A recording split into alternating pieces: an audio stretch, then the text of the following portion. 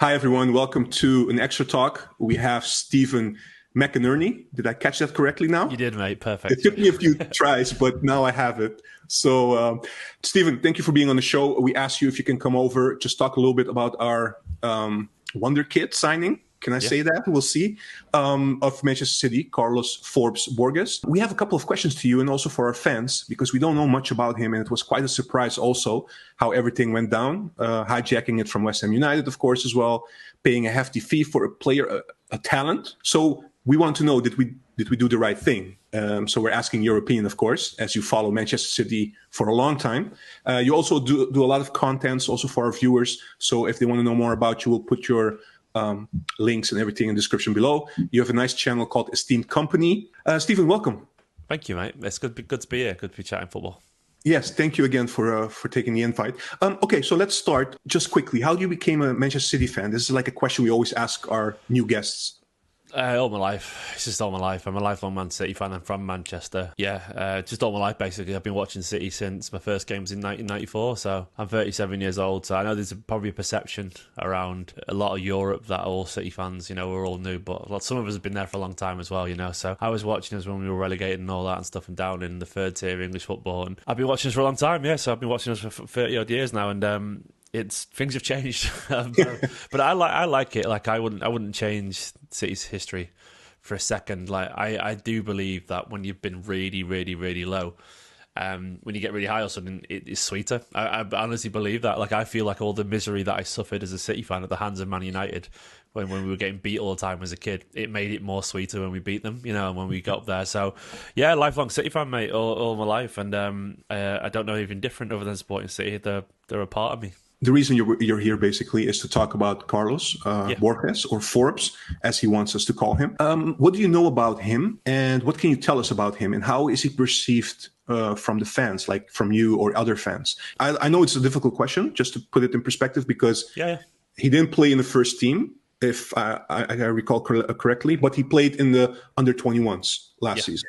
Yeah, to be honest, mate, he was amongst the fans anyway. The reputation was really, really high. There was a sort of general noise and clamour for him to be involved, because the one thing Man City have a lot of is with highly technical, controlled wingers. Like Mahrez and Grealish, the ones who slow down play a little bit and slow, fast. But obviously, a lot of City fans, and myself in particular, I like explosive wingers. I like wingers like Leroy Sané, Raheem Sterling. They're just a bit more fun to watch. And I think at times last year, when things were a little bit more difficult early on in the season anyway, we were probably clamouring for a little bit of excitement. And Carlos Borges is he's basically your typical exciting, explosive, electric pace winger who, his goal record speaks for itself at youth level. He's a goal-a-game player. Like every single game, there's a reason he has so many goal celebrations, because you just know he's going to score. He's basically, goals and assists almost guaranteed. The only thing is, you never know how that's going to transfer to first team football, because the Premier League is probably the most difficult league in the world because of the amount of money and the players and the quality there, and it's just such a difficult leap. I do know in general that he was highly rated in Man City, and I've been lucky enough to chat to quite a few people at City over the years as well, because of what I do for a living, and I've bumped into scouts and coaches, and he's really popular player, not just on the pitch but off it too. A really nice lad for what I can tell, and just highly ambitious as well. And the difficult thing is, of course, though, it's just he can be one of the best young players in world football and still not get into Manchester City side, because Manchester City side are treble winners, and that is the level. The level is it's literally the best. The level is the very, very top of football. So it's one of those things where I wanted to see him give him a go. I actually did. But you get to the point where you're like, well, if Pep Guardiola's, you got to trust him, basically. Pep doesn't want to give him a go. It's not because he's not a good footballer, just because right now it might not be the right time for him. And I think a lot of young players end up moving on from City, not because they have the talent, maybe because the stars don't align, and it's not quite the right time for them, or the system isn't quite right for them, or simply because they're just too far down the pecking order, given how many quality players that you've got. So Borges' reputation, he was Young Player of the Year, academies and so on. He was a goal scorer, exciting. A lot of fans really wanted to see him get a chance, but it just didn't quite happen. I couldn't tell you if that's down to talent or not. I don't know, because obviously I don't see the training. But all I do know is that City thought highly of him. One of the comments that were placed by Ajax fans Because just to be clear as well, I mean, for you, 14 million, probably city-wise, is not a high amount, 40 million euros, by the way. And with add-ons, that can be 19 million. And there is a sell-on clause. There is also a buyback clause. Although I couldn't find officially what that number was. I think it's around 50 million. Do you get the same? All right. I'm not sure, but it will be. That rings true, because I know it's normally 2-3 times the value of the transfer, and that makes about sense. Yeah. So look, the question that they have, basically, which is a legitimate question, is we have no idea at what level the Premier League 2 is, which he played. So the under 21 is called Premier League 2. And I know there has been a transition in recent years. They changed basically the youth academy, the play and the teams playing against each other to make it a little bit better for players to get to that first team, like you alluded to. Yeah. Can you tell us a little bit, like, how good is that level? Because I'm not taking anything away from him, but his stats are crazy. If you look at last year, double-digit assists, 20 goals. So, yeah. To be honest, I don't think there's a single level of youth football in the world that's good enough to prepare you for first-team football. I don't think that's an English thing. I think in general, obviously, the leap up between the physicality difference for a 17, 18-year-old to play against 25-year-old, 30-year-old defenders, I think it's really difficult. And I obviously, there's a lot of talent there. There's superstars made from the Premier League 2 every single year, but they are just kids. I'm not saying this is the case with Carlos, because I don't know. I don't know. But my only, obviously, precaution always with wingers is that I watch a lot of academy football as well. I've watched a lot of wingers at Man City over the years, and I'm sure there isn't a football fan who can relate to this kind of story anyway. You see a lot of young players every now and then who never quite make it, especially the fast ones who never quite make it at the first team level, because, and this is not once again about Carlos, it's just a general view, it's like I've seen so many tricky wingers who would just score loads of goals at youth level because their pace, they're quicker, they're a little bit quicker and a little bit stronger, and they get past people. But then, I don't know, as soon as they get to first team training and you're playing against Kyle Walker, or you're playing against John Stones, I can't imagine Carlos Borges runs past them quite as easy as he would a 17-year-old lad, playing for Arsenal's reserves or something like that. It's just not as easy. Like, it's 10 times harder. But the caveat of that was, even if he did find running past Kyle Walker hard in defence, Kyle Walker's the best defensive right back in world football. So does Neymar. So there'd be no shame in that too. So there might be a chance that when Carlos Borges was training for Man City's first team, it might have been difficult for him.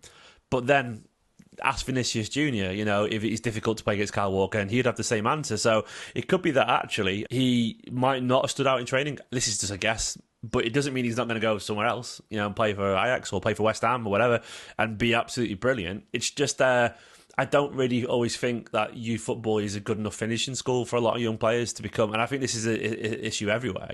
It's why obviously you have second teams, don't you, play in the league system, don't you? Is that right? Yeah, our under 23s. It's a bit different here in the Netherlands, but we have a few teams, including Ajax, which the under 23s plays basically one level below the highest. I mean, and that isn't about it's obviously the quality, but that's not about the quality. That's about the physicality. They learn to play. I think it was Patrick Vieira once was our under 23 coach at one point. He sort of coined a term that it's not a new term, but it became sort of popular when. I heard it mentioned an awful lot. He talked about playing men's football, not first team football. He said players struggle to adapt to men's football, and like basically they're little boys, aren't they, until they play in the first team. And I think that's always the big thing. And the thing is, you look at the Dutch league, and you've seen a lot of players go on loan over there from England who've done really well, and had a cracking career. It wasn't like Mason Mount on loan over there, for example. Yeah. But then you see young players who go over there and can do nothing. So it's not necessarily. I don't always think it's the level of football. It's just about the individual, as such. Like, it's obviously the fact that he does well at youth level is a really good sign, because he can finish. You're not going to score 25 goals every season at youth level if you can't finish.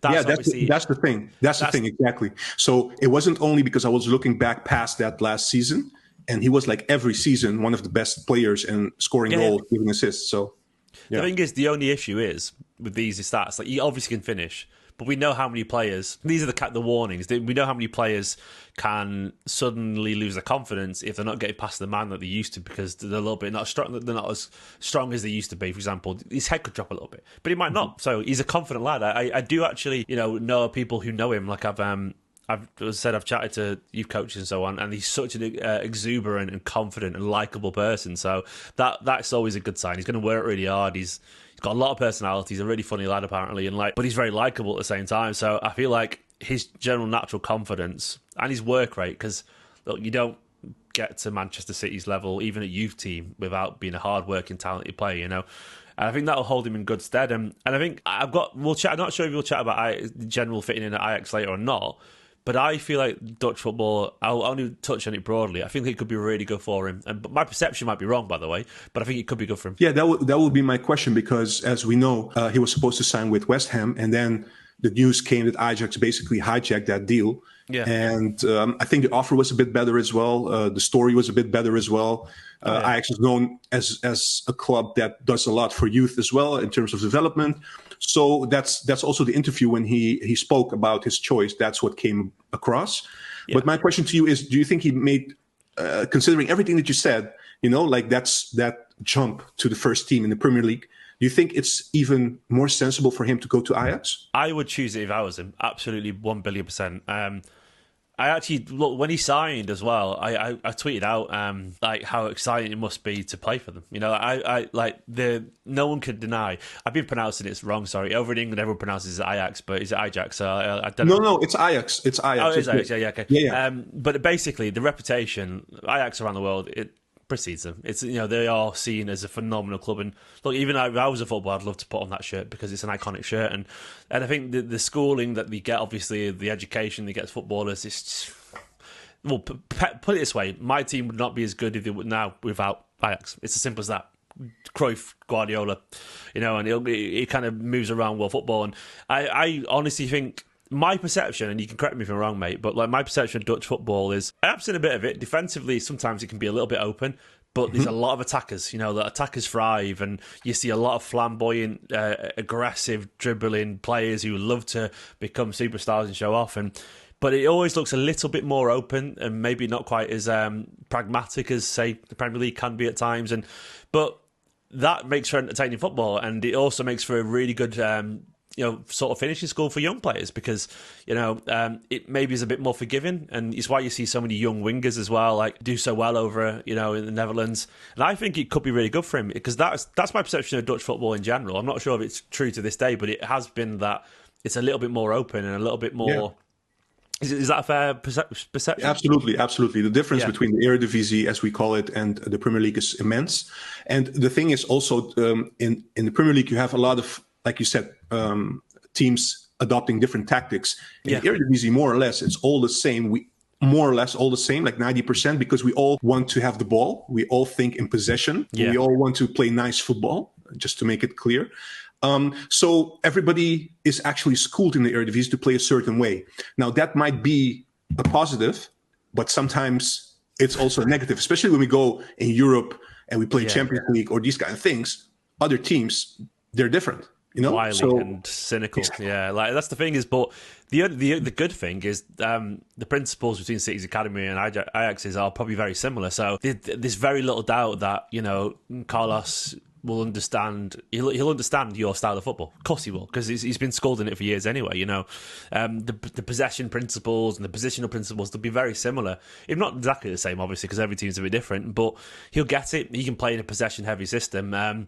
While also being a really electric, direct, attacking winger who loves to score goals. And I do think there's a bit of space over there. I think football is really funny because so many people, not everyone, but so many people think a young player's progression is just linear. It goes up like that, A player could join West Ham and disappear by the age of 24, where he could join Ajax, have a few years where a league is probably a little bit more forgiving for him, for his style of play, and end up being a superstar in a few years' time because it was the right club at the right time. And so many players just don't get that right move. And obviously as well, it's a big investment in him. Obviously, I know it's not an insane amount of money, but look, even City fans know it's a decent amount of money. I know we've got a lot of money as a City fans these days, but well, I don't have any money as City do.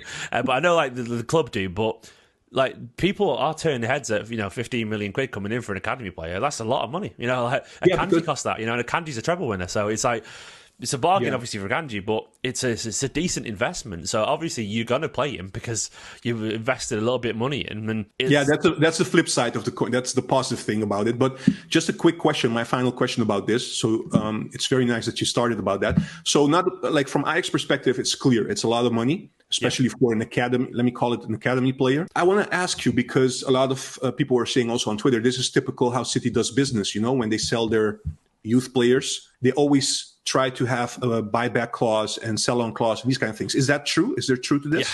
Yeah, it is. City do that. I mean, the thing is, like, City's it's a lot of money, but City's youth players now, like, they're sort of spreading around Europe. You'll see so many young players, like graduates, so to speak. And I think a lot of it started with obviously Phil Foden getting into the team, then.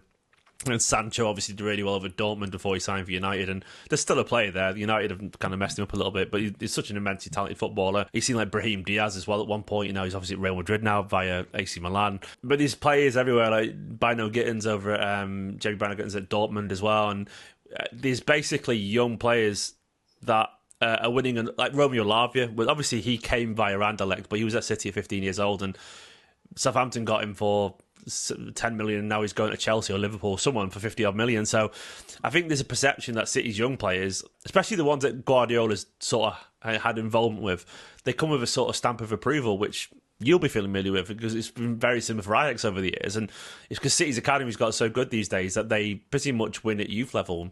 And the best thing about it for me is it's not always like we're just signing all the best young players. Like, there's, as a City fan, I love seeing obviously McInerney from Manchester in the team, and we've got, we're winning the youth leagues at 18s level, at 16s level, under 21s, with teams full of local lads as well as of course players from around the world. But like Carlos, for example, Carlos Borges, I know he's Portuguese, but I think he moved to City when he was like 11 years old or something, or 10 years old with his family. Yeah. So he's very much, like he probably could play for England if he wanted to, So that's one of those things where, like, he was a local lad at the time that he just picked up on trial and he went really well. So basically, I guess the point I'm making is that these lads are really well trained. They are to get to City's under A21 level as well. They've probably already filtered out a lot of players, already by that point, and they've had to be one of the best young players in the country to get into that team in the first place. And then a lot of them, of course, train with Guardiola, because young players, every team are brought into first team training every now and to make up the numbers. So Carlos Borges and people like that, they've trained with Kyle Walker and John Stones and Kevin De Bruyne and Gundogan and so on for years, so they know them, and that takes away some of the risk. So I do think, signing from a City academy these days, because they're all produced so well, and the word produced is intentional because it's like a little factory making these complete little technical footballers. It's a good stamp of approval, and I think Ajax will know that, as so many other teams are doing these days. And it's a lot of money, but I think the risk is less than signing some players from elsewhere because they know the system. They are obviously have a good mentality to get this far in the first place. They're playing for the best youth teams, literally the ones that win stuff in this country all the time, and they're Pep Guardiola approved as well. So I think it's always risky signing the young player for a lot of money, but probably less risky than signing one from City's academy.